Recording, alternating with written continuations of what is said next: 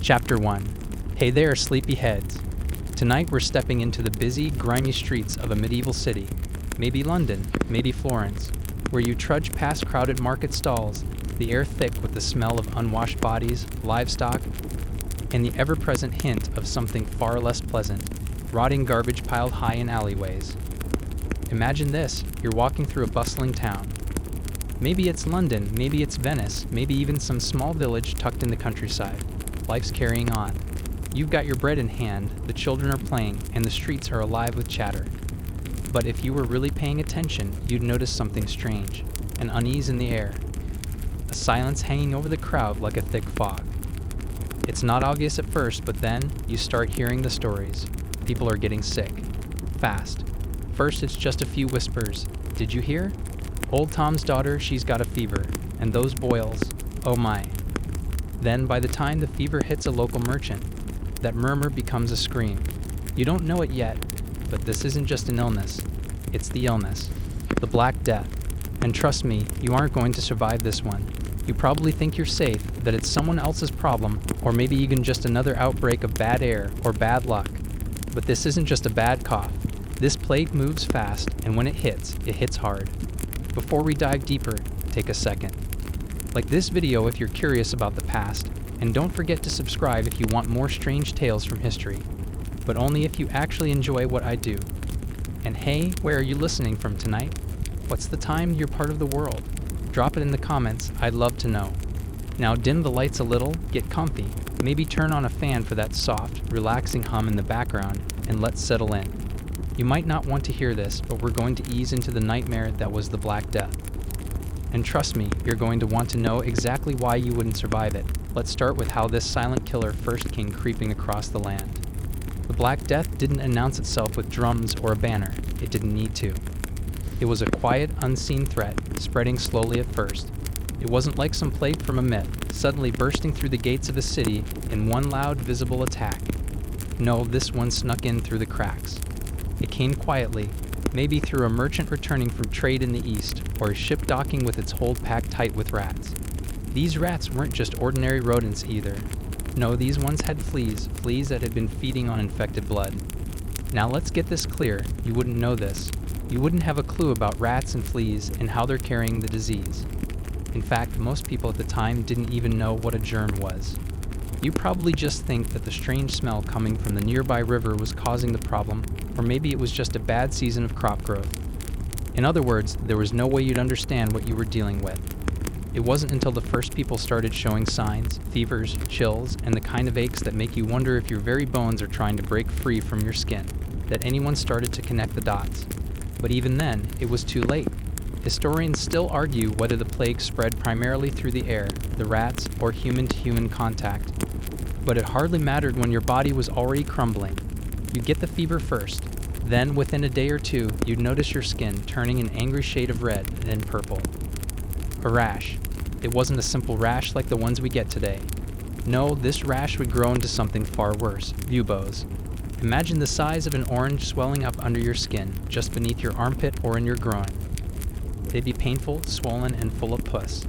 You'd feel them pressing against your body with every move. And no, they weren't just uncomfortable. They were a death sentence. And if you were lucky enough to survive the fever, you'd be lucky enough to see the next stage, your lungs. That's right, the plague could attack your respiratory system, and just like that, you'd be coughing up blood and struggling to breathe. You wouldn't stand a chance. By the time you started seeing those buboes, it was already too late for most people. You were dying in hours, maybe days, but the clock was ticking fast. Imagine trying to fight something that was literally invisible. It didn't care about how strong you were, how much money you had, or who you prayed to. It was nature's great equalizer. If you were unlucky enough to encounter it, there was little chance you'd walk away. It didn't take much either. Just a rat scurrying across the street, a flea hopping onto your clothes, or a quick, accidental touch of a contaminated surface. It would take a couple of weeks for the full extent of the plague's power to fully unfurl. By then, your town, your village, your city, it would be on its knees. People who had seemed healthy yesterday would be dead today. And as much as you try to stay away from the sick, the disease was already inside you, slowly creeping in, like the quietest of thieves. Now don't get too comfortable in your bed yet. I hate to break it to you, but you're already in danger. This plague doesn't need an invitation. Once it's out there, it moves with a purpose, and you won't be able to outrun it, even if you try. But for now, take a deep breath, settle in. You won't survive this, but let's see how things unfold as we move forward. Chapter 2. It's already too late. That merchant you bumped into earlier, the one with the unexplainable cough, he was probably already infected. Maybe that friendly neighbor you shared a loaf of bread with last week. Well, he's gone too. You didn't know it, but you were already walking a fine line between life and death. That's the thing about the Black Death. It didn't need to announce itself with horns or cries. It just slid under the radar, unnoticed, until you woke up one morning, gripped by chills, your skin aching in a way that made you question your very existence. And by then, it was already too late. You probably haven't noticed yet, but you're already feeling the signs. The first thing you'll experience is the fever. It's not your regular flu fever, no, this is something else. A deep burning heat that starts at your core, almost like it's coming from the inside out. You might feel cold, then hot, then cold again, the chills rattling your bones. And let me tell you something, you're not just going to sweat it out. No amount of water, tea, or bed rest is going to pull you through this one. Your fever isn't just a reaction to infection. It's the first wave of a systemic breakdown, a battle your body is losing before it even realizes it's in one. And if you're lucky, that's all you'll feel, the fever, maybe a few aches, before your organs start shutting down. Historians still argue whether the plague's most terrifying quality was the speed at which it spread or the severity of its symptoms. Some say it was the rapid decline, the way you could go from feeling perfectly fine to dead in a matter of days, that terrified people. Others argue that it was the way the disease kept evolving, always finding new ways to catch you off guard. But you'd just be trying to breathe through the fever, hoping the cold sweat soaking your body wasn't a sign of what was to come. At this point, though, you might not have even realized that your exposure to the plague didn't need to come from direct contact with an infected person. You don't have to be anywhere near the sick to be infected. There's always that one person in every neighborhood, the one who believes the bad air theory, or maybe they're just too tired or in denial to notice they've been breathing in the plague. You'd never think to question the sickly man coughing in the corner of the tavern, the one who's hiding behind his hand and whispering to himself. But that's how it works. One cough, one sneeze, one accidental touch, and it's done. Your proximity doesn't matter. Once you've been exposed, you've been exposed. In fact, by now, you might be starting to feel some pain creeping in. Not just the typical headache or aching muscles from the fever. It's the pain in your legs and joints, the kind that makes you want to scream in agony. You've got that bloated feeling in your stomach, but there's no comfort to be found. And then, the buboes. If you're unlucky, those telltale lumps will start to form under your skin, deep in your groin, in your armpits, or even on your neck. And trust me, these aren't any normal growths. These aren't pimples or swollen glands. They're swollen, inflamed pustules, full of the thickest, most revolting pus. You'll feel them long before you see them. And when they pop, well, there's no happy ending here. So at this point, you know what's coming. If you're still alive, the pain's unbearable, but it's only the beginning. The real agony is the slow suffocation, the struggle to breathe as your lungs fill with fluid. You might cough, but it won't help. Your breath will become shallow, strained, and with every second that passes, the clock ticks louder. You're suffocating, dying by degrees, and all the herbal remedies, potions, and superstitions in the world aren't going to save you. The sad thing is, most people won't even have the luxury of knowing what hit them. You'd be too weak to even ask for help, too feverish to care. The world would simply be too much. But it wasn't just the infected bodies or the sickness that would make life unbearable. No, it was the unknown. That constant state of not knowing how or when it was going to hit you. You'd look around at your family and friends, and it wouldn't even matter that you loved them. Everyone was a potential carrier. Every handshake, every kiss, every shared meal could be your last. You wouldn't even have the luxury of self-pity. You'd just be trying to survive, trying to keep moving through a nightmare that wouldn't end. But even worse was the looming inevitability that the people you loved most would likely not make it. By now, the outbreak would be everywhere. People are dying around you in droves. It's impossible to escape. You might try to leave your village, maybe even flee to the city. But guess what? The plague is already there too. There's nowhere to run. You can't hide from something this all-encompassing. There are too many people trying to escape, too many infected trying to flee, and soon you'll be one of them. It's hard to say whether the panic or the disease itself was more terrifying. The fear becomes a living thing in the air, thicker than smoke. wrapping itself around your every thought. But here's the thing, there's no running. Even if you think you've gotten away, it's already too late. And in the midst of all this chaos, something even darker begins to set in. The collapse of your world. No more trade, no more markets, no more social order. Families are splitting apart, the elderly are abandoned, the children are left to fend for themselves. There's no one to help, no one to save you. Your town becomes a ghost town. Your home just another shell of what once was. And still you hang on, gripped by whatever life is left in you. But the world around you, it's already crumbling. And guess what? It's only going to get worse. Chapter 3. By now the realization sets in, you're not going to be able to avoid it. The Black Death is everywhere, creeping into every corner of your town, your life, your very existence.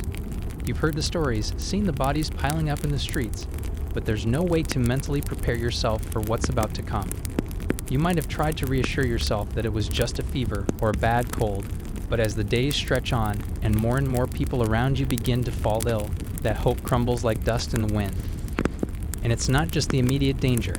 It's the way you have no idea how, when, or why this thing is spreading. You're left with nothing but the panic rising inside you. Historians still argue about what really caused the plague to spread so quickly.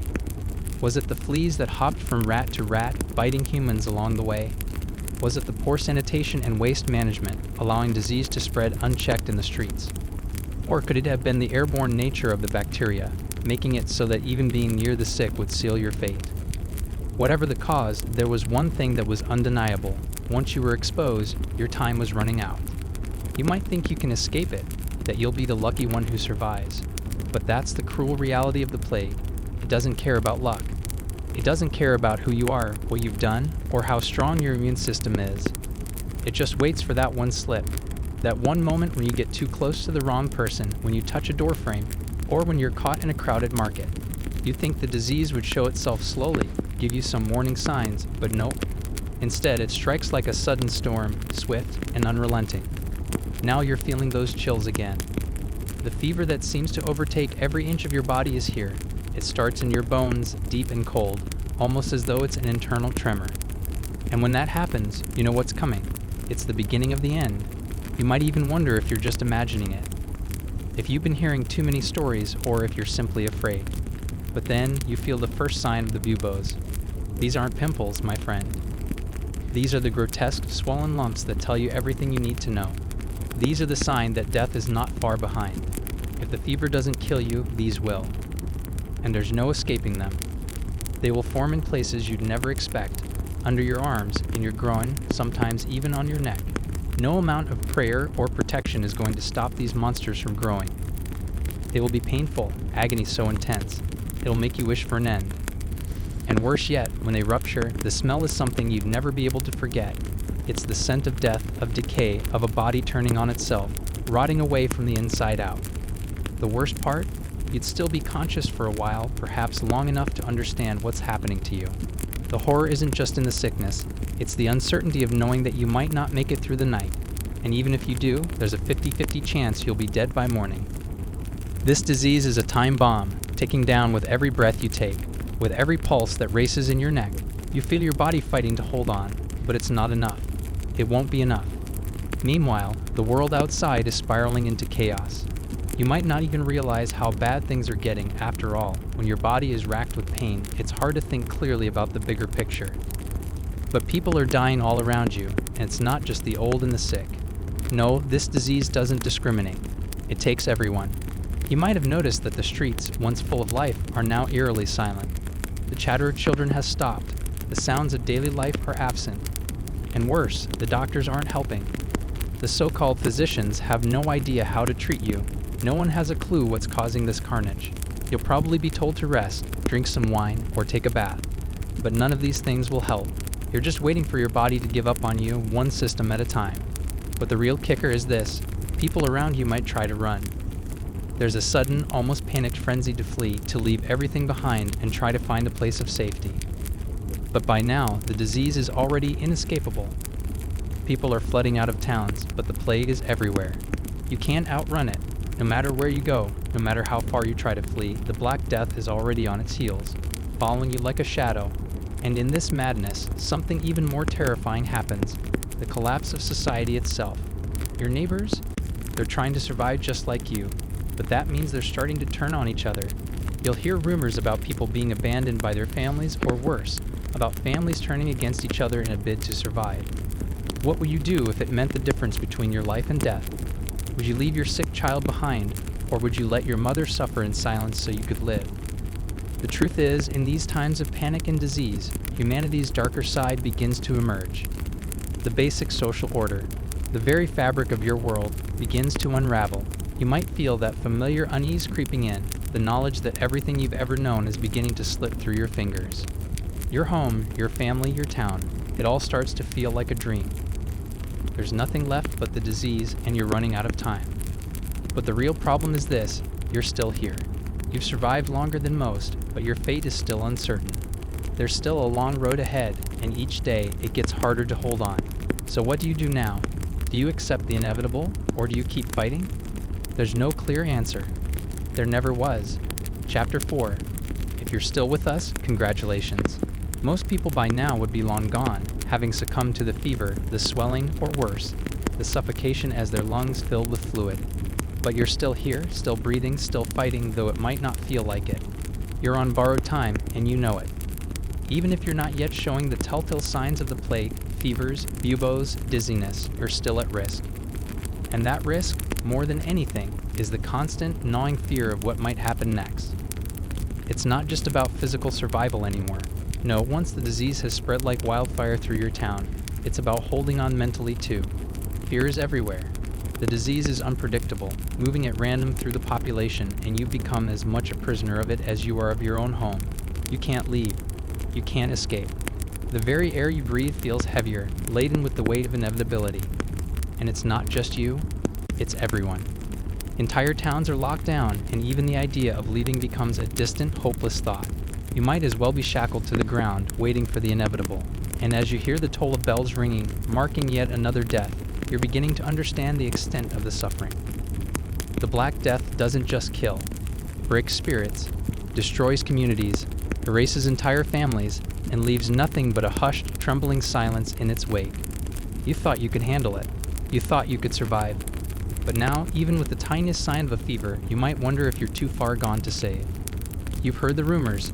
The priests have started preaching that the plague is God's wrath, a divine punishment for the sins of humanity. But even in your feverish state, you know something's wrong with that narrative. Surely it's not just about divine retribution. Sure, it feels like a curse, like some divine hand sweeping down to claim lives in one fell swoop, but it's not. You know that. The truth is much darker and much more terrifying. This plague is not divine intervention, it's the unstoppable force of nature. The unfeeling, mechanical march of disease that sweeps away anyone who happens to be in its path. That's the thing. You can pray, you can fast, you can give alms to the poor and beg for mercy. But it doesn't matter. There's no divine reason for the plague. It's not about punishment. It's just biology, a cruel, unyielding force that doesn't care who you are, what you believe, or how good you've been. If you're exposed, if you're unlucky enough to come into contact with an infected person, a flea, a rat, or a contaminated surface, that's it. You might not show symptoms immediately, but you're already a walking corpse. And once those symptoms appear, you'll be gone in a matter of days, if not hours. Now think about this. You're not the only one dying. People all around you are succumbing. The old man next door, he's gone. That young family who just moved in, all dead. The only thing you have left to hold on to is the slim chance that you can survive just a little longer than everyone else. And it's a thin hope, a threadbare possibility that doesn't seem likely to hold. But even as you witness the world around you crumbling, something else begins to happen. You start to understand that survival itself now doesn't look the same as it once did. This isn't just a disease, it's a war against time, a brutal battle with your own body, and a psychological battle against the inevitability of death. It's one thing to watch others succumb, it's another to look in the face of your own mortality. The question isn't whether you'll survive, it's what will be left when the disease is finally over. You know, deep down, that most of your world has already been erased. Families will be shattered, communities will be wiped out, and society will never be the same again. And if you do survive, you're left with a landscape of ruins. What kind of world are you returning to? If you survive this, you'll be standing in a town filled with ghosts. It's not just the physical toll, the empty homes, the vacant streets, that will haunt you. It's the knowledge that you're one of the few to make it out alive, and the guilt of being left behind while so many others perished. By now, your food supply has dwindled, markets have become almost non-existent, and the few that remain are full of desperation and fear. You might not realize it, but some of the survivors around you are beginning to turn on each other. Desperation has a way of bringing out the worst in people. The idea of stealing food, hoarding resources, or even turning your back on a sick neighbor becomes something people consider. It's not something you'd normally think of, but in times of crisis, the world turns upside down. The neighbors you once trusted might now be hoarding food, locking their doors, and refusing to help. And you can't blame them. If you had the choice between your survival and someone else's, which would you choose? It's a grim but real question that every survivor is forced to face. In a world that's slowly dying, there's no room for kindness, only the cold, hard reality of survival. As the plague continues its relentless march through your village, and the bodies continue to pile up, you might start to notice a shift in people's behavior. There's a new kind of silence. It's not just the absence of conversation, it's the absence of hope. People have stopped fighting. They've stopped trying. They're just waiting for the plague to either claim them or pass them by, waiting for the end. And you? Well, you're caught somewhere in between. It's a horrible realization, but it's true. Even if you survive the Black Death, the psychological toll is enormous. You'll be left with scars deeper than any bubo, deeper than any fever. It won't matter that you lived. It will matter how you live after. Chapter 5. You've heard the rumors by now. The monks, the priests, the local healers. They've all been talking about it. The church is in chaos. Some have called it punishment from God, others a test of faith. You've seen the crosses drawn on doors in the streets. The markings meant to indicate the plague has taken root inside that house, and yet it seems like the more people pray, the more the bodies pile up. The priests, too, seem lost, running around in their religious garb, trying to perform rituals to fend off the evil spirits. But even they know deep down that it's not working. The Black Death is no respecter of belief, of piety, of wealth, or status. You could be a king or a peasant. It wouldn't matter. The plague strikes indiscriminately.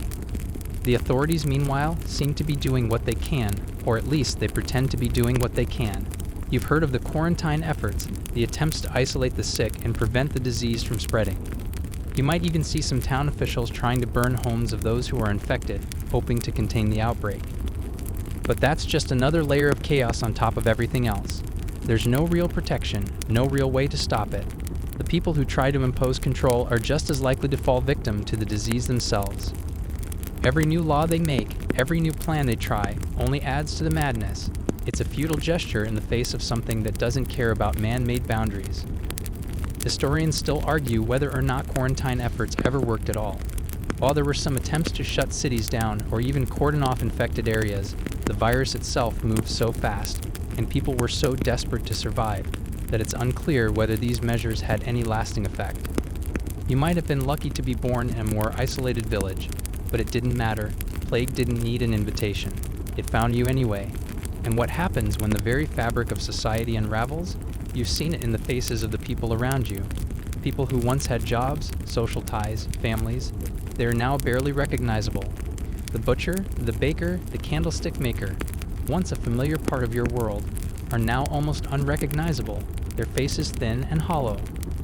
The bustling town square you used to pass through every day now feels abandoned, and those you once relied on for trade, for food, or for basic human contact, they're gone. They're dead.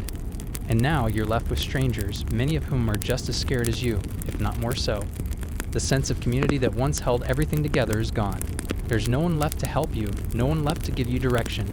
Even the people who try to act brave, who pretend like they've got it all together, can't hide the fear in their eyes, because everyone knows that when it's your time, it's your time, and there's no escaping it. What's worse, though, is the guilt. As your community crumbles, you begin to notice how people start leaving. They run from the sick, they abandon their families. People you thought you could count on, now doing whatever they can to avoid the disease. You might have tried to stay, to be the one who keeps some kind of normalcy in this madness, but you can feel it. No one's sticking around. Survival is every person for themselves. If they have to leave their neighbors behind, they will. If they have to lock their doors and turn their back on the sick, they will. It's a grim reality, and you can't escape it. There's nowhere safe anymore.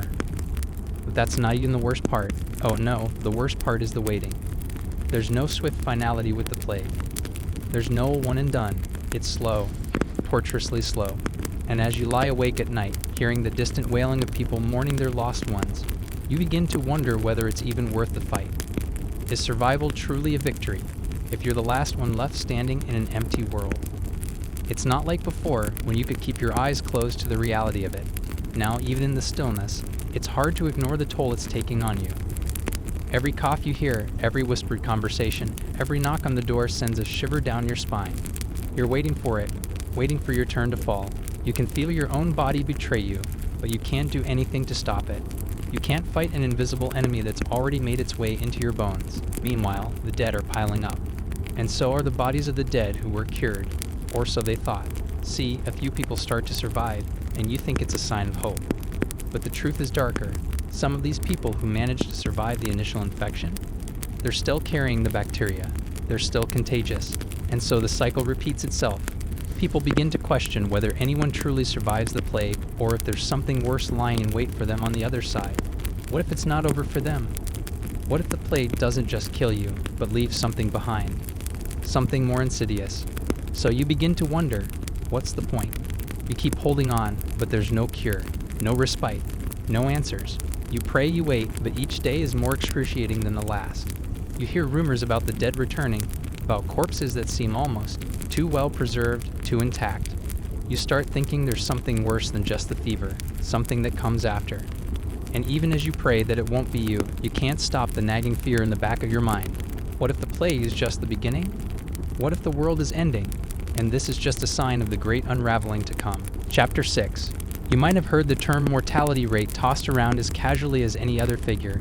But now, as you witness the devastation around you, you know its true meaning. It's not a number. It's not an abstract concept or a statistic. It's the reality of being surrounded by death, understanding that your chances of survival are diminishing with every passing day. And as the plague spreads, you realize something chilling. It's not just the number of people dying. It's how quickly it's happening. Entire families wiped out overnight, neighbors gone without a trace. The worst part, you can see it in the faces of the living. Everyone around you is starting to change. There's a wild, frantic look in their eyes, hunger mixed with terror. It's not just the sickness they're afraid of anymore. It's the fear of being left alone, of being abandoned in a world where nothing is certain. You might not have realized it before, but the truth is this. When death looms this large, it brings out the primal instinct to survive. And survival, when it comes down to it, is a lonely thing. As more and more people fall ill, the way the village behaves becomes unrecognizable. The sense of community is slipping away, fast. Some people lock themselves indoors, never venturing out for anything. Others, desperate to escape the inevitable, flee the town entirely. You can't blame them. They've seen what happens when you stay. Death comes for you, and when it does, it's swift and unstoppable. Some people have resorted to even more drastic measures, attempting to flee to the country or distant lands. But the plague is already there too. There is no safe place. You might wonder whether you should do the same. Leave, run away, start a new life somewhere far from here. But you know better. The disease has already reached your town, and there's no escaping it. It's not just a plague. It's a fate that follows you, like an invisible predator, stalking you in your sleep. No matter where you run, no matter how far you travel, the Black Death will find you. Perhaps the worst fear of all, though, is the idea that you could survive, that you could make it through this, but have to live in the aftermath. You start to wonder, what happens when the plague does finally end? What kind of world will you be left with? A broken one, a world where everything you knew has been reduced to ash. How will you rebuild? What will you even have to rebuild? The families are gone. The houses empty. The streets that once hummed with life now echo with emptiness. This isn't just about surviving the disease anymore. It's about surviving the wreckage left in its wake. It's not just your town either. News travels quickly, too quickly. Even as you remain holed up in your home, you begin to hear about other places. In cities, entire neighborhoods are being wiped out in a matter of weeks. Entire swaths of land abandoned as people flee to the countryside, only to find the plague waiting for them there. The Black Death has taken on the form of a living, breathing creature, spreading across the land with no regard for the lives it touches. You've heard the wild rumors by now, the strange way the disease is moving, the odd patterns it's following. People whisper that it's not just the fleas or rats. Some say it's the very air itself, as if the plague has taken on a malevolent spirit, one that can slit through cracks in doors, under closed windows, and into the lungs of anyone who breathes it. And if you're unlucky enough to inhale that air, it's over. It's only a matter of time before you feel that first cough, that first scrape in your throat, and the panic sets in. You try to hold on to hope, but it's becoming harder to do so. Every day, the plague takes a new person you know. First, it was the grocer, then the blacksmith, and now, maybe your best friend. They're all gone, and there's nothing you can do to save them. And the worst part, it could be you next. You wonder if you're even capable of surviving it. Even if you have the strength, the plague has a way of breaking the strongest of wills. It's a slow, lingering death, and it doesn't leave much room for resistance. The disease takes your energy, your spirit, your very will to live. Meanwhile, the few who are still standing in the town, those who haven't yet succumbed, are starting to turn on each other. Desperation breeds cruelty, and what was once a tight-knit community is now a fragmented group of scared, frantic people, doing whatever they can to survive. There's talk of stealing, of hoarding supplies, people you thought you could trust, now cutting their losses, leaving others behind, in favor of their own survival. You can see it in their eyes, hear it in their voices. There's no longer room for charity or mercy. It's every person for themselves. And then there's the fact that, even if you survive, you're never really safe. You might escape the disease this time, but what if it comes back again? You've heard the terrifying stories, how the plague has a way of lying dormant in certain places. How when you think it's over, it resurfaces in a new form, more vicious, more unrelenting than before. It's enough to make you wonder, is there ever really an end to something like this? Can you ever truly escape it? The real horror, though, lies not in the disease itself, but in how it's forcing you to see the world, and yourself, differently. It's making you question the very foundations of society, the ways you've been taught to survive. Where does community end, and self-preservation begin? In the face of something this overwhelming, what lengths will you go to, in order to make sure you don't become another statistic? You start to look at the people around you with different eyes. Your family members, are they still your family? Or just people who happen to be related to you by blood? The neighbor who used to help you with small chores, the friend who always had your back, they're not the same anymore. Everyone is becoming something else. They are survivalists now, not neighbors. The world is shifting in ways you never thought possible, and your place in it is uncertain. But the real horror isn't just physical death. No, it's the slow mental deterioration, the constant fear, the isolation. The plague is eroding your sense of self, of what it means to be human. You might survive the disease, but can you survive what it does to your mind? Chapter 7.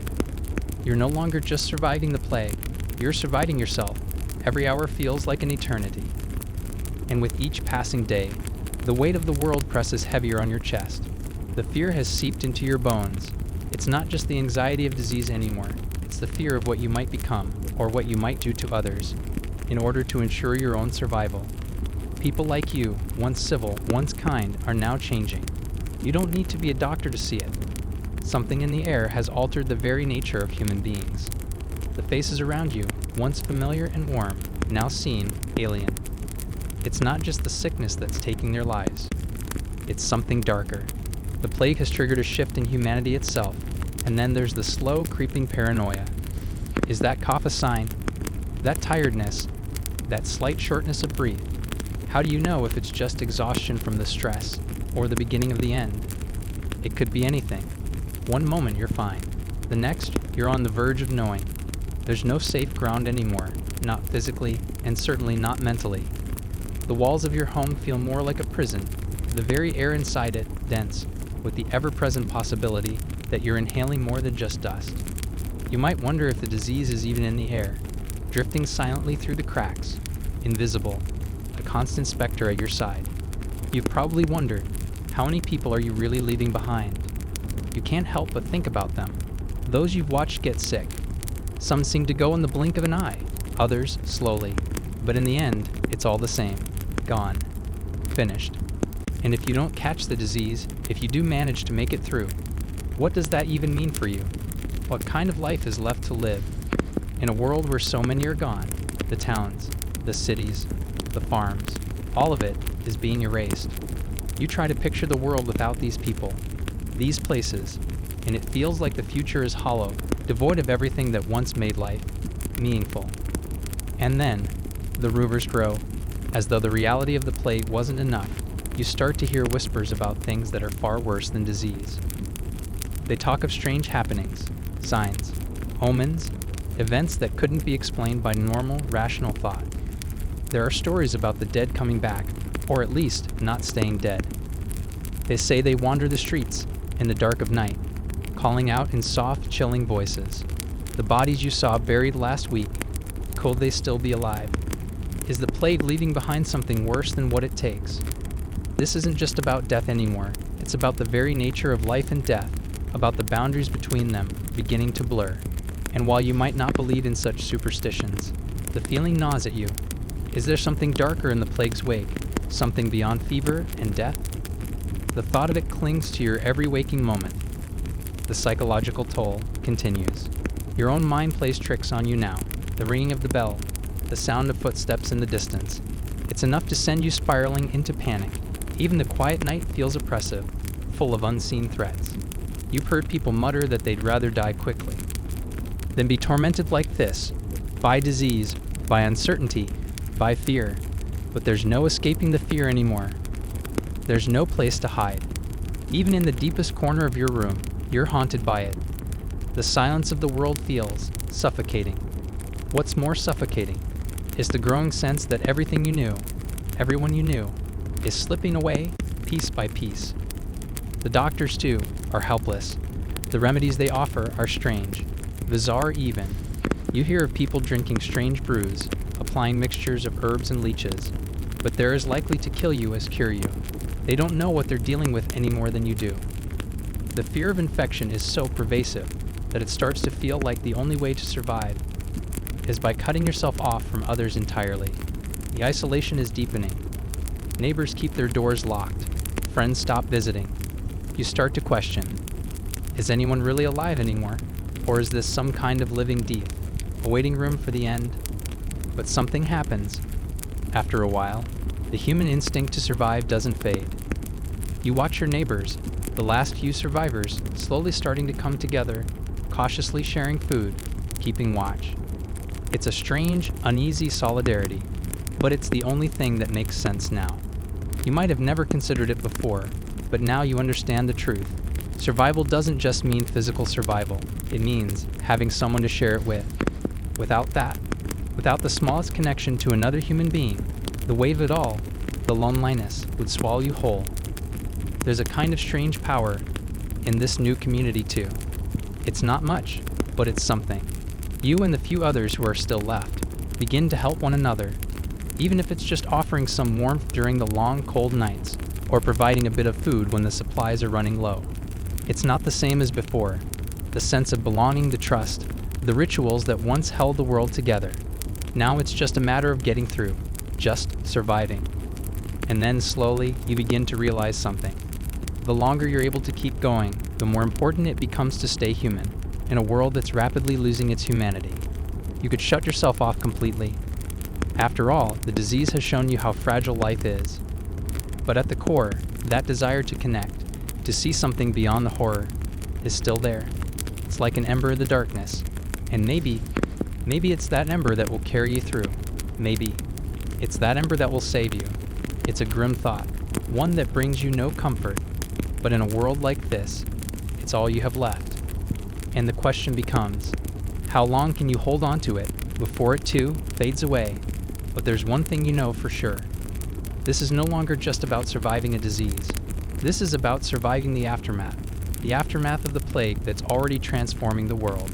And when you do finally make it out the other side, if you make it, you know it won't be the same world you left behind. There will be nothing left to return to, just a hollow, empty shell of the place you once knew. And still, you hold on. Chapter 8. You've started to notice the peculiar shifts in your own thoughts. Once, the world outside felt real, solid, tangible. You knew where you were in it, who you were in it. Now, though, it feels like everything's gone blurry. It's not just the fatigue, the anxiety, or the hopelessness that drags at you. There's a subtle change in the very fabric of your existence. You know that the plague isn't just killing people, it's killing society itself. The small threads that held communities together, the connections between people, family, friends, neighbors. Those threads are snapping, one by one. Even if you manage to survive physically, you wonder if there's any way to survive the social death that's occurring right before your eyes. It's not just the breakdown of normal life that's unsettling. It's the atmosphere itself. The air feels different. The land feels different. As the plague sweeps through, it seems to swallow everything it touches. The towns, the cities, the farms. They're all emptying out. You hear fewer and fewer voices on the street. The children you used to see playing, gone. The tradesmen you relied on, disappeared. The vibrant markets you visit for food, silent. There's an eerie quality to the stillness, as if the plague has somehow made the world itself hold its breath. What's left behind is a world that feels less alive. You start to wonder, what happens to a world after everyone's been marked by death? Can you ever go back to the way things were? What's even more unsettling is the way people are beginning to react to the very idea of life continuing. You've heard it in conversations, whispered behind closed doors. They say there's no point in trying to fight this, that this plague isn't something that can be survived. Not physically, and certainly not mentally. And maybe, deep down, you can't argue with them. Because really, what kind of life is left to live after the world has fallen apart? It's a strange kind of purgatory. This waiting, this slow, creeping anticipation of death, as though it's not just around the corner, but sitting right beside you, lingering like a shadow you can't shake off. Yet even as the world falls into this desolate rhythm, there's something deeper pulling at you. Something that pushes you to keep moving.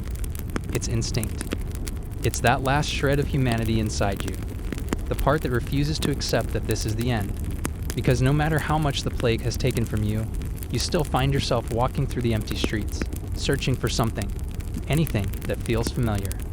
You pass through places that were once bustling with life, now just vacant husks. But there's something about that emptiness, something about those abandoned corners of the town, that seems to beckon you. It's as though the world itself is waiting for you to come back to it, to prove that life, somehow, is still worth living. And maybe, just maybe, that's what keeps you going.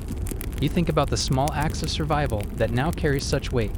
Finding a scrap of food, a drink of water, a warm fire. You're clinging to the most basic forms of life, the elemental things that make you human. You take nothing for granted. Every meal, every breath, every moment of quiet is a victory. And maybe that's the most you can ask for in a world that's crumbling. It's not about thriving anymore, it's about enduring.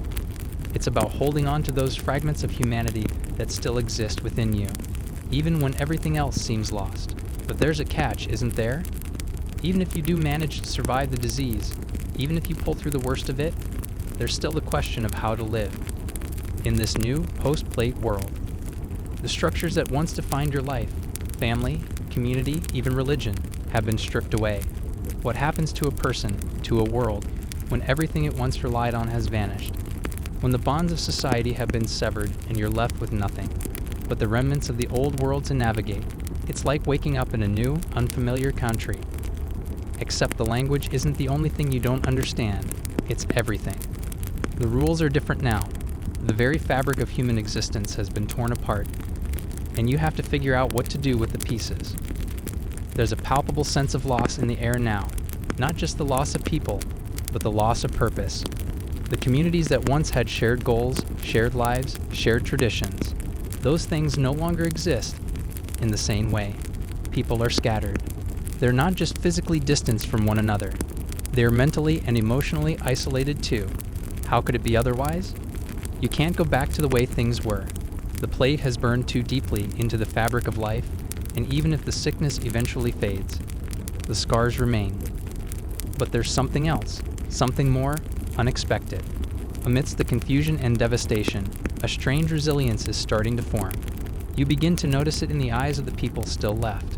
They're not giving up. There's an unspoken understanding between them, a recognition of something beyond just the survival of the body. People are beginning to rebuild in the small ways they can. You see a person helping another carry supplies. You see a group of strangers sharing what little food they have. There's no grand gesture, no community-wide celebration of survival. It's all small, quiet acts of defiance against the emptiness. And for a moment, it makes you believe that perhaps humanity hasn't disappeared after all. In the silence of your days, you realize something important. Survival doesn't just mean enduring the plague itself. It means enduring everything that comes after. The emotional toll, the disintegration of a way of life, the loneliness, the fear. But somehow, even in the face of all that, the need to keep moving forward remains. You've come this far, haven't you? And the road ahead may seem bleak, but it's still a road. It's still a path. And as long as there is a path, there is still hope. Even if it's just the faintest glimmer. Maybe that's what makes you different from the people who have already given up. You refuse to stop. You refuse to let go of the belief that, despite everything, it's still worth it to try, to fight, to live, and so, you keep walking. Chapter 9. There's a quiet moment of realization that comes over you when the worst has passed, if the worst has passed. The air is still thick with the lingering tension of those final moments of fevered fear. Feels somehow lighter now. It's not that the disease has completely faded away, or that the world is restored to its former state. Far from it, but the immediate danger has receded. There's no more panic in the streets, no more signs of fresh victims everywhere. In some ways, the plague itself feels like it's gone, like an uninvited guest who's finally taken its leave. Yet the damage it's done lingers like a ghost, its presence impossible to ignore. You might not be able to pinpoint exactly when the shift happened, the slow, aching realization that somehow you survived. But there you are, still standing, barely. The worst is over, and yet the world you once knew is forever changed. It's no longer just the disease itself that threatens to destroy you. It's the aftermath. It's the mental strain, the loss of family, friends, neighbors, the absence of community, of shared existence. That's the true plague now, isn't it? Not just the physical death of those around you, but the slow, lingering death of everything that made the world feel like a world in the first place. In the days after, you wander through the ruins of what used to be a thriving town. The streets are eerily empty, the house is abandoned or completely decayed. You can almost hear the echoes of laughter, the busy chatter of marketplace negotiations, the sounds of children running through the streets. Those are all gone now. The marketplaces, once full of life and vibrancy, are silent. The shops, the taverns, the inns, they're closed, some left to rot under the weight of neglect. In some places, all that's left is the memory of people. No one is around to keep them alive. The world feels ghostly, detached, as if you're walking through the remnants of a dream that's slowly fading from your grasp. As you look around, it occurs to you, the Black Death hasn't just killed the people, it's killed the way of life. It's hard to overstate just how radical the change is. Once, you could count on certain things. The sun rising, the markets opening, the predictable rhythms of daily life. But now, nothing feels certain. You realize you no longer even know what normal means anymore. Was there even a normal? What does it mean to live in a world where the old structures, religious, political, social, have crumbled? In some ways, it feels as if the very notion of civilization itself has collapsed under the weight of the plague's relentless toll. It's as though you're standing at the edge of a new world, a world where the rules haven't been written yet. The small, quiet acts of kindness you witnessed earlier, those fleeting moments where people, despite the odds, began to help each other, are what keep you going. Without them, you don't think you could have made it this far. Humanity, in its most raw, most fragile form, is what sustains you now, because that's what you have left. The desire to rebuild, to reimagine what a future might look like, even though it's impossible to know how or if such a future will ever come to pass. There are still survivors scattered across the desolate town. Some are strangers to you, others familiar faces from before. Together you form a sort of makeshift community. It's not the same as before. There's no real sense of stability, no established trust. You still don't know who's safe, who might carry the disease still, who could be hiding their symptoms. Everyone is on edge, every interaction tinged with suspicion. But you do what you can to survive.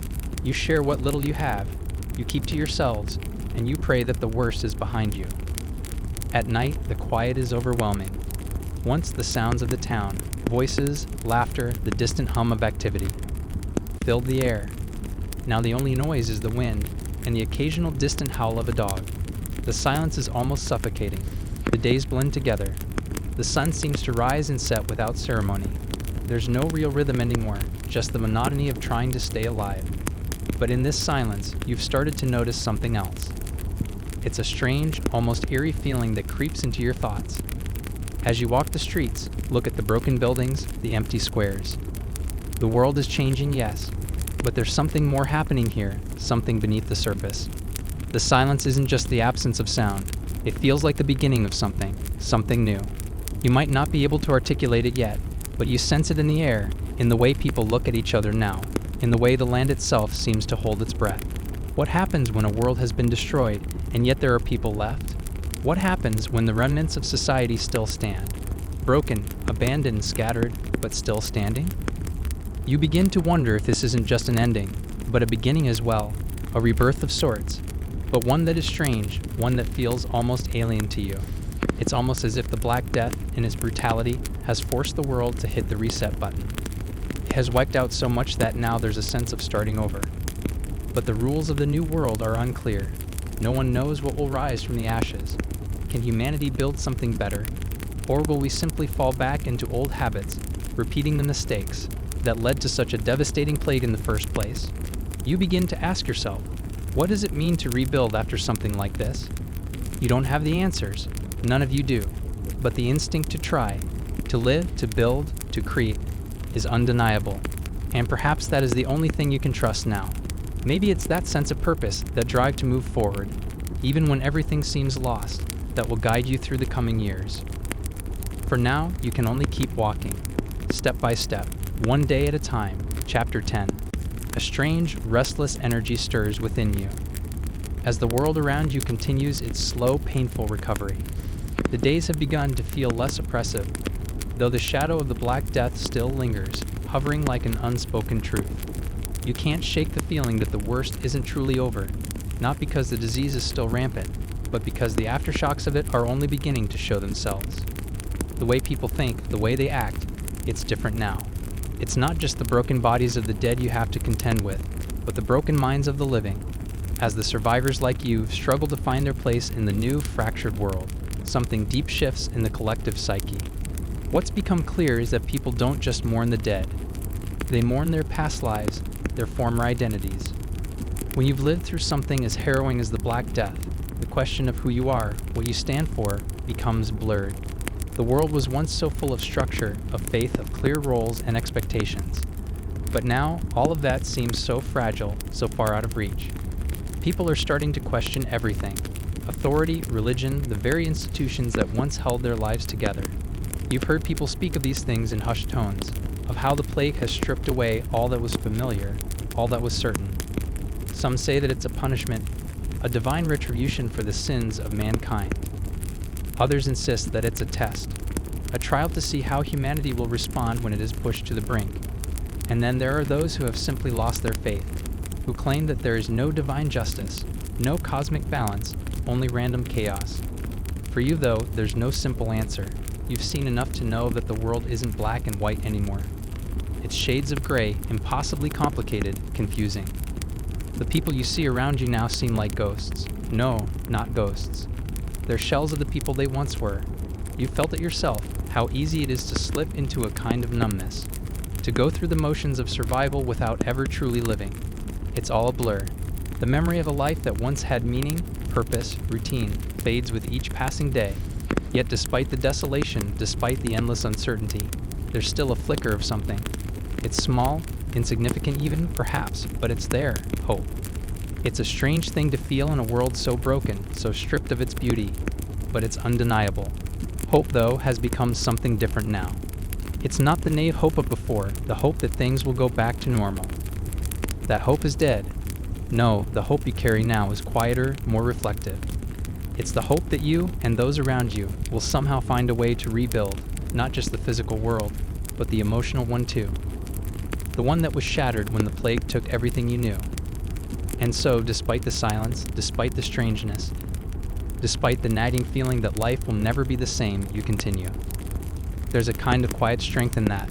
You walk through the streets, you look at the broken buildings, the abandoned homes, and you realize that, little by little, life is starting to pulse again.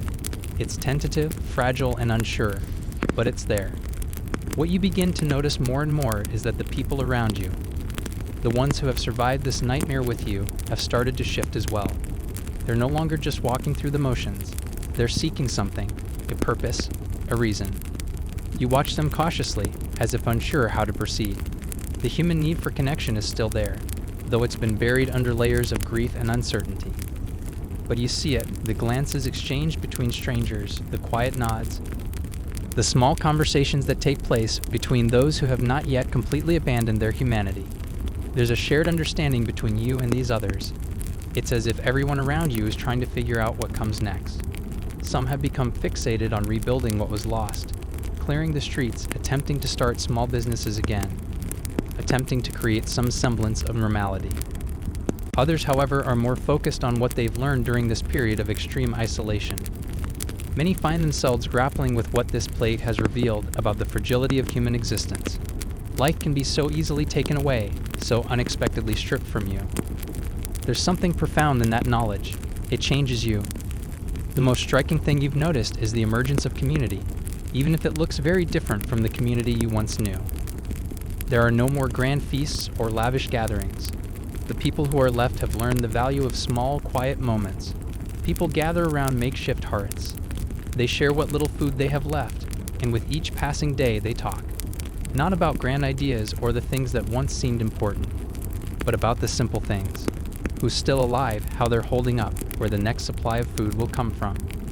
In these mundane moments, something more important than survival is taking root: trust, connection, a fragile, almost imperceptible rebuilding of what it means to be human in the wake of such catastrophe.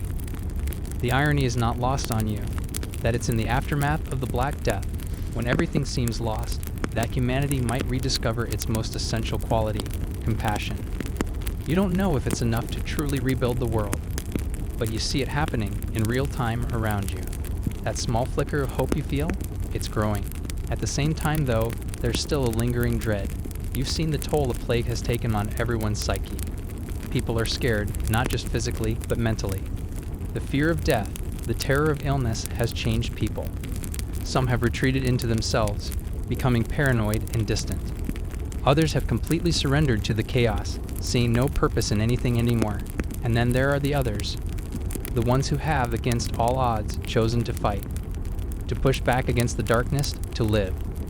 Their strength doesn't come from defying death, but from embracing life, however broken and uncertain it might be. You've seen that in yourself too. It's why you keep going. It's not about surviving the Black Death anymore. It's about surviving after it. And that means holding on to the fragile pieces of your humanity. The things that make you feel alive: hope, connection, kindness. These things might not be enough to heal the world, but they're all you have, and maybe, just maybe, that's enough. Meanwhile, those left behind, the laborers, artisans, and peasants packed into filthy, overcrowded quarters, face a deadly lottery. With little room to escape the fleas and rats, their chances are far worse. Remember the rats from Chapter 2? Well, their favorite hangouts are precisely these cramped neighborhoods, making them plague hotspots. The massive death toll causes a labor shortage unlike anything seen before. Fields go untended, workshops close, and the city's economy stalls. Suddenly, workers find themselves in demand. You, as a surviving laborer, might be shocked to discover you have newfound bargaining power. Wages rise, working conditions improve, if only briefly. This shift starts to reshape medieval society, sowing seeds for future social change. But that doesn't mean life gets easier. The dead outnumber the living. Families are torn apart, children orphaned, and entire communities wiped out. The church, once a source of comfort, is overwhelmed, and priests themselves fall victim to the plague. The usual rituals around death and mourning are disrupted, leaving survivors to grapple with grief in isolation. You might have also seen how the plague fuels religious upheaval. Some people turn to extreme piety, joining radical sects or renouncing worldly goods. Others lose faith altogether, questioning how a just God could allow such suffering. This spiritual crisis shakes the foundations of medieval Christianity. Interestingly, some historians argue that the Black Death accelerated the decline of the feudal system. With fewer serfs to work the land and more bargaining power for peasants, the old rigid hierarchies begin to shift. Others caution that this transition was uneven and took decades, but you feel the tremors of change beneath your feet. In the midst of this upheaval, cultural expressions emerge. Artists begin to depict death and decay more openly, giving rise to the dance macabre, or dance of death motif, a haunting reminder that death comes for everyone, regardless of status. Chapter 11. The weeks bleed into months, and while you try to convince yourself that the worst is behind you, a quiet unease persists. There are whispers in the corners of the town about things getting worse again. The signs are subtle: strange occurrences, unexplained fevers, people coughing violently. Every time a new person falls ill, there's a collective holding of breath.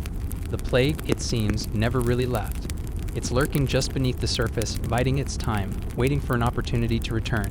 You can't shake the constant nagging fear that it's not a matter of if the plague will resurface, but when.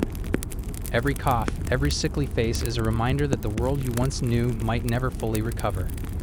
But the world around you is still moving forward despite it all. People are, for better or worse, adjusting to life in the new reality. The market square, though no longer bustling with the vibrancy it once had, is still functional in its own way. There are fewer traders, but the ones who remain seem determined to keep the flow of goods going. You notice how the survivors, those who are still strong enough to work, have become almost like small islands of resilience in the middle of a sea of uncertainty. You can tell they're holding on to anything they can, clinging to routine, because routine is the only thing that gives a sense of control in a world that's spiraled out of control. There's an odd kind of wariness among the townspeople now. The once shared sense of communal strength is starting to fade. Not because people have stopped caring for one another. No, it's deeper than that. There's a creeping suspicion, a quiet anxiety that settles into every interaction. The fear of the plague turning again, the fear of neighbors harboring the disease and spreading it unknowingly. The fear that any shared contact might bring about a new wave of infection. And yet, people still find ways to come together, however fragmented and uneasy those gatherings might be. It's a strange kind of solidarity born not out of trust, but necessity. Despite the daily struggle to maintain some semblance of life, the mental toll of living through such a catastrophic event is starting to show itself in ways you hadn't anticipated. People are starting to crack. It's as though the plague has not only infected the body, but the very mind and spirit. You begin to see the effects of this exhaustion in the eyes of those you pass on the streets. Their gazes are duller, more vacant, as if the fight to survive has drained them of everything else. You see mothers and fathers working long hours in the fields, their faces etched with weariness, their movements sluggish, as though they're running on fumes. The children, those few who are still left, seem to bear the burden of their parents' struggles. They're quieter now, their playful energy long since extinguished by the weight of the world on their tiny shoulders. And then there's you. You can feel it too, the strain of survival, of living through something so vast and horrifying. The day-to-day existence, though no longer dominated by the fear of immediate death, is an exhausting, constant fight to hold on to something that feels real, something worth continuing for. You've spent so much of your energy in these months trying to figure out how to survive, how to rebuild, how to keep going, that you haven't really had time to think about the emotional wreckage you're carrying inside. You put it all aside, focusing only on the bare necessities of life, but now you begin to notice that this tension is building inside of you. You're constantly fatigued, not just physically, but emotionally, mentally. There are moments when you stare blankly at a wall, when your mind drifts into that deep, foggy space of exhaustion, and you wonder if the strain of all this will ever go away. You're not the same person you were before the plague. None of you are. It's hard to know where to go from here. How do you build a new life when you've witnessed the destruction of the old one? How do you find joy, find meaning, when everything you knew has been touched by death? You're not sure, but the question gnaws at you with every passing day. There's a growing fear that even if the disease never returns, the society you once knew is gone forever. And with it, the things that once gave your life purpose. The structure of daily life, the security of your family's well-being, the hope of a future you could look forward to, all of it seems like a distant memory now. The community you once took for granted, a ghost. Despite this creeping sense of loss, there's also something new beginning to form in the cracks. The realization that there's still you, still the will to survive, still the spark of life within you. In these moments of quiet reflection, you feel that spark flicker a little brighter. It's not the same hope you had before, but it's something that feels just as important. Maybe, just maybe, you'll find a way to rebuild not just the physical world around you, but your own sense of self. You can't just exist on survival alone. There has to be something more. And then, one day, something does change.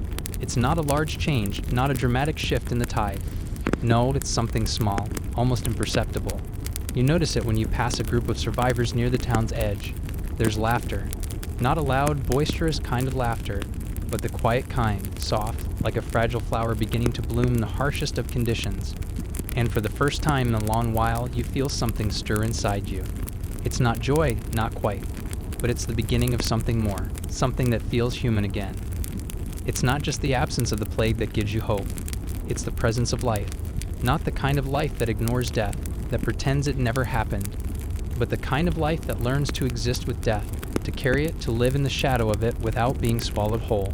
Maybe that's what survival means now, not just existing, but finding a way to live through the devastation.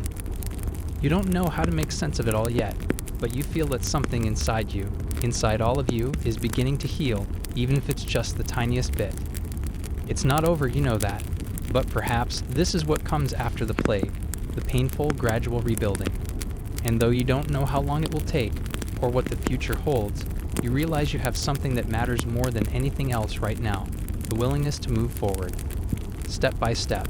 Chapter 12. The days move on, their rhythm slower, more contemplative now. You become attuned to the pace of life, adjusting to the ebb and flow of survival that no longer feels like an urgent race, but rather a patient, almost meditative procession. It's strange, but there's a peculiar peace that comes with having faced the worst and still being here. But with this peace comes an undeniable recognition of what remains, a shell of what was once your world, a quiet emptiness where bustling markets and vibrant conversations used to fill the air. You begin to notice the physical marks of the plague in the town, not just the abandoned houses, the vacant streets, the once grand structures now collapsing under neglect, but the land itself.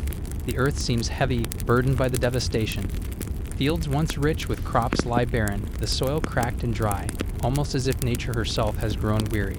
The trees that once lined the roads seem bent, their branches hanging low, as if weighed down by the grief that seems to hang over everything. It's a subtle thing at first, but then you begin to see it in every corner of the landscape. The world around you has been touched by the Black Death in ways you can't even begin to articulate. It's not just the death of people, but the death of a certain way of being. Even the earth itself feels different. There are still survivors, yes, but they are few, and those who remain are not the same as they once were. The plague has changed them, twisted them in ways you can't explain. In the early days, you noticed how people clung to each other, how they fought to protect their families, their communities. Now, however, it seems as if the sense of shared humanity has fractured. People have become more insular, more cautious. It's not that they don't care about one another, but the emotional and psychological toll of the plague has left its mark. You see it in their faces, the tired eyes, the hollow looks, the way they turn away when you try to make eye contact. Even the closest of families seem a little more distant now, a little more guarded. People have learned, perhaps too well, how to shield themselves from the pain of loss. You've started to sense a kind of division, a subtle chasm forming between those who survived the plague and those who didn't. There's no animosity, not exactly, but there's a lingering tension, an unspoken understanding that something profound has happened, a shift in perspective, a line drawn between the living and the dead, those who have been through the worst, who've seen the unimaginable, who've fought for every breath. There's a sort of quiet reverence that seems to follow them now. You've heard the whispers of admiration, of awe, as if the survivors hold some kind of sacred knowledge about what it means to live through the end of the world and come out the other side. But as with all things in this new world, there is no easy answer to what comes next. The world is still broken, and so are the people within it. You notice that some of the survivors have started to adopt a kind of quiet ritualism, almost as though they are attempting to return to some of the old ways. Small altars appear in the corners of homes, candles lit in remembrance, prayers muttered under breath. They don't call it faith, not anymore. Faith has been shattered, its foundations cracked and broken by the brutality of what they've lived through. But what else is there? How can anyone live in this new world without some kind of anchor, some tether to what once was? You've begun to join in these quiet moments, lighting a candle here, sitting in silence there. It's not about the prayers anymore. It's not even about believing in something greater. It's about the need for connection. For remembering that, in spite of everything, there's something worth holding on to. Some days, it's the simplest acts that matter most. A shared meal, a gentle smile from a neighbor, the warmth of a hand held in the darkness. These things have become more precious than gold in this fractured world. But there's still that lingering anxiety, that quiet, persistent fear that the worst could return at any moment. The shadow of the plague, though it seems to have left, has never truly dissipated. You don't know if it's the fear of disease, of death, or just the fear of the unknown that haunts you, but it's always there, just beneath the surface. The reality is that nothing in this world is predictable anymore. Tomorrow could bring a new wave of sickness, a new wave of fear, or it could bring nothing at all, just the slow, steady continuation of life as you know it. Either way, you're caught in the tension between what has been, what is, and what might come. And yet, there's something oddly liberating in this new uncertainty. In a world that no longer makes sense, there's a strange freedom in letting go of the need for control, of surrendering to the unknown. You've learned, as so many others have, that life is fragile, fleeting, and that the only thing you can truly depend on is change. Perhaps that's what has shifted in you too, the recognition that survival is more than just living from day to day. It's about embracing the uncertainty. It's about learning to live without expectations, to find meaning even when there's no guarantee of tomorrow. You no longer know if the world will ever return to what it was, and perhaps that's okay. The world doesn't have to be what it was, it just has to be what it is now. You begin to notice others who are also beginning to see this, slowly, imperceptibly. Those who have been through the worst, who have faced death at every turn, are starting to embrace a kind of quiet acceptance. They no longer cling to the old world, to the things that used to matter. Instead, they've started to look to the future, not with certainty, but with possibility. They begin to ask questions like, what can we rebuild? What does a new world look like? What comes after? And in your quieter moments, you find yourself asking those questions too. You don't know the answers, not yet, but in the asking, you begin to understand that survival is not about reaching the end. It's about finding a way to live in the midst of everything, to make something out of the shattered pieces. Perhaps that is the true legacy of the Black Death, not the end, but the beginning of something new. A new world, a new way of being. The old life is gone, but the new life, it's still waiting to be forged. Chapter 13. The days are growing longer, and with each passing one, you can feel the subtle shift in the atmosphere. There's a quiet, almost unspoken understanding among the survivors. The world has fundamentally changed, and so must they. Life after the plague doesn't have to resemble the life before. There's a strange kind of freedom in this realization, as if the rules that once bound you all have been unwritten. In some ways, the old world's rigid structure feels like a distant memory, an echo from a time that's long since passed. But with this new freedom comes the weight of choice, and sometimes that weight feels heavier than anything the plague could have thrown at you. The town has become a place of both survival and renewal, though no one truly knows how or where to begin.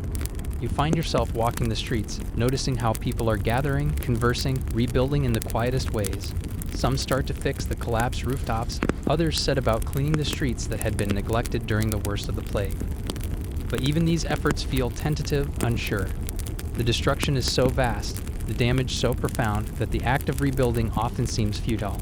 How can you rebuild what you never thought would fall apart in the first place? But somehow, life still goes on. You see it in the small acts of kindness that have begun to take root. A woman offers another a handful of herbs in exchange for some old tools. A child hands over a ragged doll to a grieving mother as if to offer some small comfort. These are not grand gestures, but they're enough to remind you that there's something human left, something worth saving.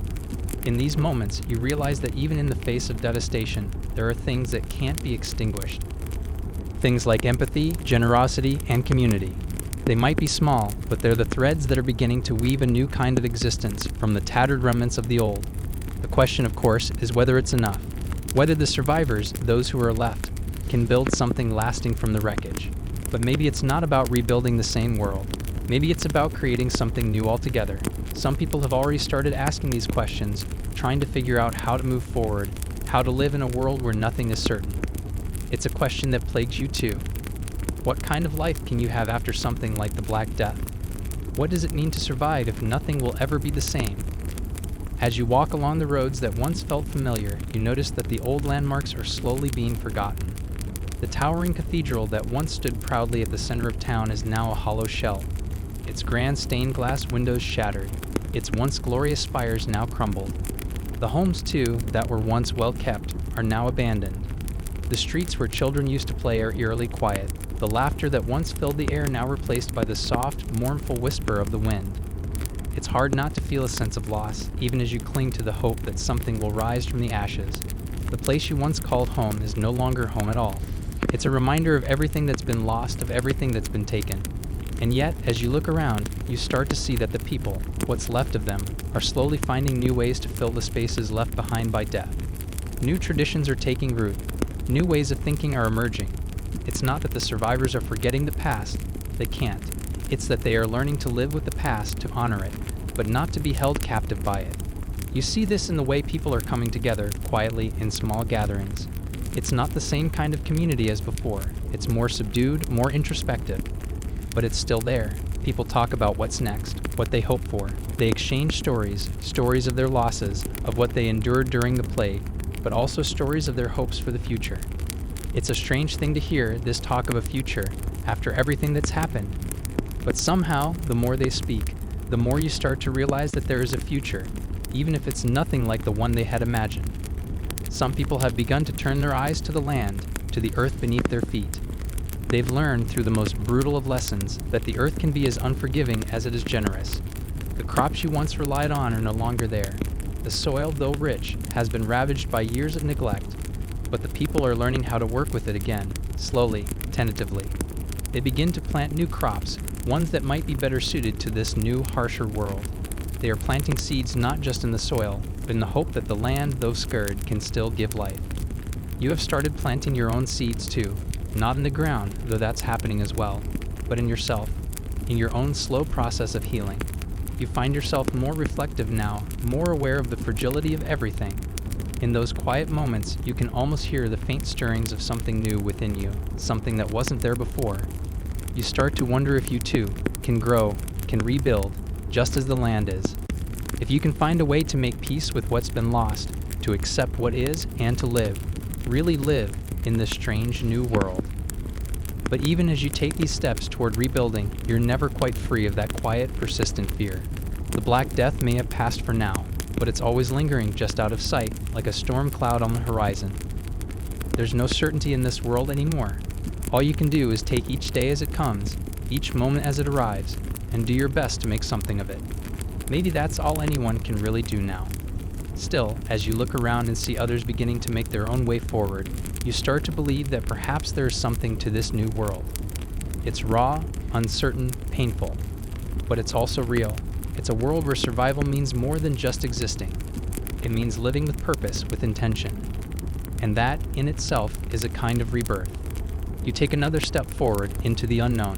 It's not the life you thought you'd have, but it's the life you have now, and perhaps, just perhaps, that's enough. Chapter 14. The nights are growing colder now, a bite to the air that wasn't there before, like the earth itself is sighing in its own way, a weary exhale as the seasons turn. You feel it when you wake in the mornings, the crispness in your lungs as you take a deep breath and pull the tattered cloak tighter around your shoulders. There are still moments of sunlight, still the occasional warmth of the midday rays, but the nights, those are growing darker, longer, more somber. It's as if the world itself is echoing the quiet desolation you've all come to live with, as if it too mourns what was lost. But even the long nights don't carry the same weight they once did.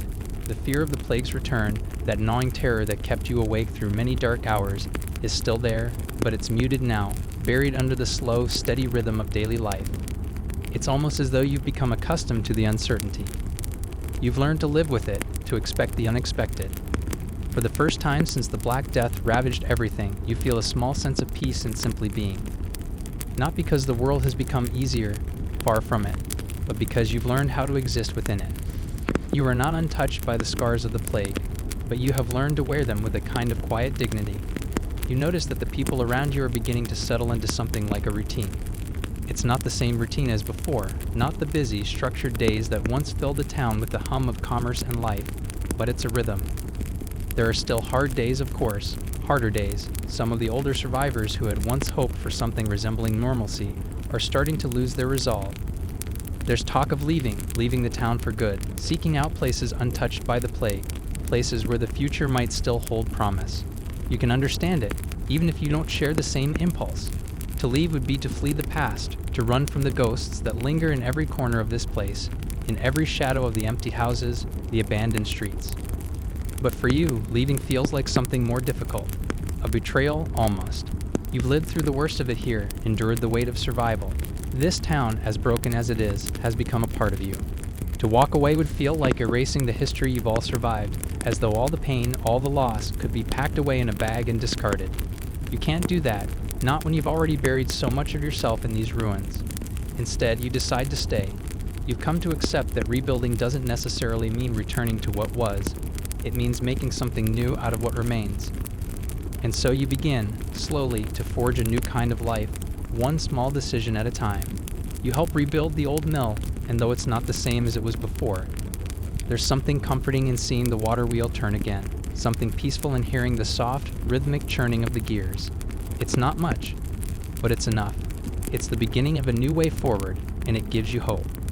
The people who are left are, for the most part, holding on.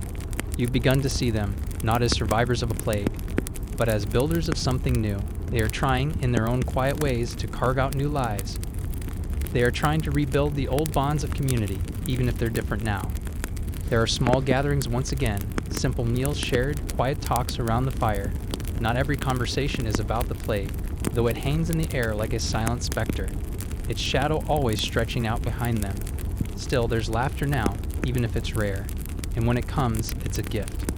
Unexpected and precious, like finding a flower blooming in a field that's long since been scorched by the sun. But for all the efforts to rebuild, the wound left by the plague hasn't healed. There's no denying that. It's an open, raw thing, not yet scabbed over, still pulsing with the memory of what was lost. You see it in the eyes of the children who survived, in the way they cling a little tighter to their mothers, the way they shy away from strangers. You see it in the eyes of the elders who've lost so much that their smiles no longer come easily. You see it in the faces of the young people who never knew a world without the plague, who carry a burden of grief they can't even fully understand. The loss is everywhere, unspoken but felt, lingering in the spaces between words and actions. And yet, there's something undeniable in the way the town continues to pulse with life, like the faintest heartbeat. It's not much, but it's there. It's not the world that existed before the plague, not by a long shot, but it's something that has learned how to survive in a new world, a world that no longer offers the promises it once did, but also doesn't demand the same kind of blind faith. Perhaps that's the lesson of it all. That life doesn't always offer you the certainty you once had, but it does give you the chance to decide what you want it to be. The townspeople have learned, in their own way, how to live with the loss, how to continue even when they don't know exactly what they're building. It's not about recreating the past, because the past can never come back, but maybe, just maybe, it's about creating a future that's grounded in something else, the quiet resolve to carry on, no matter how hard it gets. And you too have learned this lesson, not just to survive, but to find meaning in the survival itself, to find purpose in the struggle, in the very act of continuing when the world seems to crumble around you. You've come to realize that life after the plague will never be what it was, but it doesn't have to be a tragedy. It can be something new, something that holds space for what was lost, but also for what's still here, for what's still worth fighting for. In the end, the question is not whether you'll survive. You've already answered that. The question is whether you'll find a way to live. And maybe, just maybe, you will. Chapter 15. The light of the moon reflects off the surface of the river, casting long, silvery shadows across the village. The night air feels cooler now, but it carries a sense of calm. The chaos of the past, the fevered rush to survive, the constant dread, the never-ending uncertainty, seems like a faraway dream, or perhaps a nightmare. But for the first time in what feels like forever, you realize it's not the darkness of the past that surrounds you, but the quiet of the present. The sound of the wind, the rustling leaves, the occasional call of an owl in the distance. It's a different kind of quiet now, one that doesn't feel ominous or suffocating, but peaceful, still, as if the world is exhaling. You find yourself sitting on the edge of a small stone wall, looking out at the river. There's no urgency in the air, no pressure to act. The immediate threat of the plague is gone. The fear that it might return has dulled into the background, like a distant storm. For now, the world feels like it's at rest, and you too have learned how to rest. Not in the way you used to, not in the reckless abandon of a world you thought was invincible, but in a quieter, more deliberate way. There's no rush anymore, no frantic need to fill the space with noise and movement. You've learned the value of stillness, of sitting with the quiet, of letting it wash over you. The town has changed. There's no denying that. The vibrancy it once held has been dimmed, the streets quieter, the homes fewer. Many have left in search of safer places, others have retreated into themselves, unwilling to face the memory of all that's been lost. Yet you see those who remain, those like you, have learned to live differently. The town has become something else, something new. It's not the thriving, bustling place it once was, but it's still here, still standing, still surviving. And that in itself is enough. You've walked these streets 1,000 times, and yet every corner feels different now, almost as though you're seeing them for the first time. The old church, once a place of grand ceremonies and joyous celebrations, now stands as a hushed monument to the lives it sheltered. Its bells no longer ring to mark the passage of time, but you've heard whispers that the town's few remaining souls plan to revive it, restore it in their own way. They don't expect it to be what it was, and they don't want it to be. The past is gone, but they're learning to live with it, to honor it without clinging to it. You've noticed how the town, little by little, is regaining some semblance of life. People have started building new homes in the space where the old ones stood. Not the grand, stone structures of the past, but simple dwellings made from wood, thatch, and materials available to them. They're small, modest, but they stand as a symbol of a determination to move forward, to build something. The market, too, is coming back to life. Fewer merchants, fewer goods, but the exchange is happening again. There's a rhythm to it, a pulse beneath the surface that can't be ignored. The streets aren't crowded with activity like they once were, but there's a gentle hum to them now, a quiet, steady heartbeat. And you too feel a quiet rhythm taking root in your own heart. You've learned to live with loss, with the grief that comes from watching the world around you disintegrate. You've learned to carry that grief, not as a burden, but as a part of who you are. It doesn't define you, but it's there, woven into the fabric of your life. In some ways, it's even become a source of strength. You've seen what it means to survive, to persevere when the odds are stacked against you. You know now that survival is not just about fighting against death, but about finding meaning in the struggle itself. You witness how conspiracy theories as old as humanity itself take root. Jews, foreigners, or marginalized groups are accused of poisoning wells or conspiring to spread the disease. These accusations lead to horrific violence, including massacres of Jewish communities across Europe. Fear transforms into hatred, and the social fabric tears even further. There was also the bizarre but persistent belief in miasma theory, which held that diseases like the plague spread through noxious air, bad smells from swamps, rotting garbage, or decaying bodies. This led to some interesting urban responses, like burning fires and incense in streets to purify the air, or efforts to clean public spaces. Unfortunately, none of these actions stopped the fleas or the bacteria hitching a ride. Then there were the miracle cures pushed by charlatans and desperate healers. You might have been sold potions made from ground pearls, crushed toads, or even human urine, each touted as a magical panacea. In one especially quirky practice, people believed that holding a healthy person's urine could transfer their health to the sick. So much for modern personal boundaries. Despite all these misconceptions, some communities instinctively practice forms of quarantine, isolating the sick or closing city gates to outsiders. Venice, for example, pioneered quarantine stations called lazarettos, where ships were held for 40 days, 40 giorni, before their cruising goods could enter the city. This was a surprisingly effective measure, even if no one understood why at the time. Historians still argue about how much these superstitions and partial knowledge affected the spread of the disease. Did some practices unintentionally slow the plague, or did fear and ignorance only make it worse? Probably a bit of both. Through it all, you're trying to make sense of a world turned upside down, grasping at anything that promises control in the face of chaos. The result? A patchwork of fear, hope, and desperate rituals that shape your experience of the Black Death as much as the disease itself. The world is different now. There's no question about that.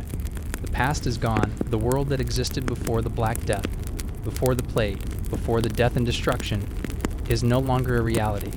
But there's something new here, something that's emerged from the wreckage of what came before.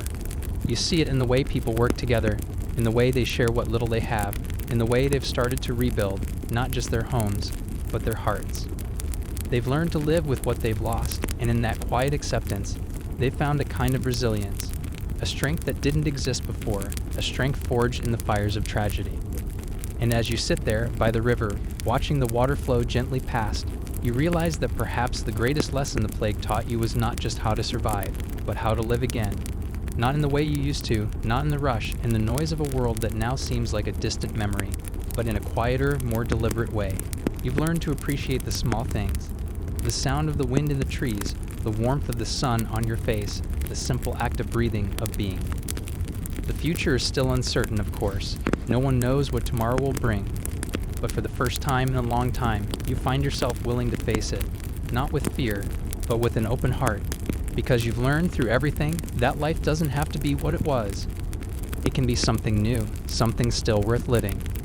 And in this moment, you realize that the future is still being written, not by fate or by some divine hand, but by you, by the people who are here, who are still standing, still breathing. The Black Death may have left its mark on the world, on history, on the people who lived through it. But it did not win. You did. Slow your breath and soften your thoughts as the garden's night embraces you. The busy mind quiets. The day's chatter fades to a whisper. Imagine yourself resting beneath ancient olive trees, their leaves whispering secrets only the night knows. Feel the cool earth supporting you, steady and sure. The gentle hum of distant voices and soft rustling leaves lull your senses into peace. Remember, wisdom is not a race but a journey, measured, patient, and kind. Like the philosophers who took naps mid-argument, allow yourself the grace to pause and renew. The dance between thought and rest is delicate and essential. Now, as you sink deeper into this calm, imagine your own breath sensing with the gentle night. The questions and ideas will wait until morning light. For tonight, all that matters is rest, renewal, and the soft embrace of sleep. Let the shadows cradle you, the cool breeze soothe you, and the stars watch over you. You are safe, you are enough, and you are ready for whatever comes next. Good night.